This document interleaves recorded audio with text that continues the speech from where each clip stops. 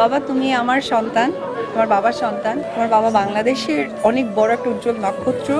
আমি চাইবো তোমার বাবার মুখ উজ্জ্বল করো। বাবা তুমি আমার সন্তান, তোমার বাবার সন্তান। তোমার বাবা বাংলাদেশের অনেক বড় একটা উজ্জ্বল নক্ষত্র। আমি চাইবো তোমার বাবার মুখ উজ্জ্বল করো। পাশাপাশি আমাদের বাংলা ভাষার স্নিগ্ধ মাতৃত্ব অনুভব করা যায় ভাষার মধ্য দিয়ে, এটা তুমি চেষ্টা করবে।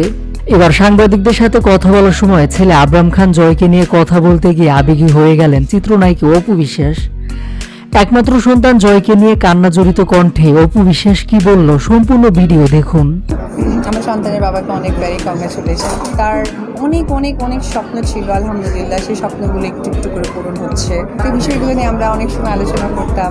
আজকে তার ঢাকা ক্যাপিটালস তার টিম সবখানে অপু বিশ্বাস আছে মানে শাকিব খানের নামটা চলে আসে। অপু বিশ্বাসের ক্যারিয়ার জুড়ে যেন শাকিব খান।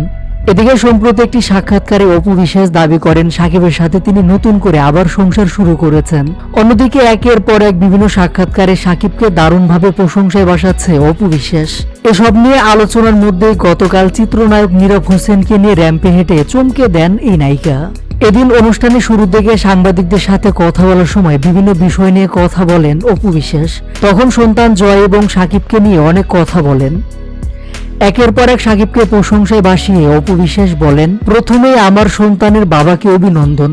সাকিবের অনেক স্বপ্ন ছিল, সেই স্বপ্নগুলো একটু একটু পূরণ হচ্ছে।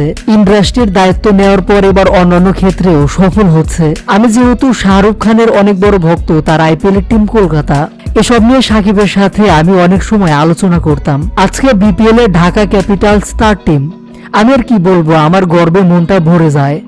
তাকে নিয়ে আমি অনেক বেশি গর্বিত। ইনশাল্লাহ সাকিবের দল চ্যাম্পিয়ন হবে। কথা বলার সময় সন্তান জয়ের ভবিষ্যৎ নিয়ে কথা বলতে গিয়ে আবেগী হয়ে যান অপু বিশ্বাস।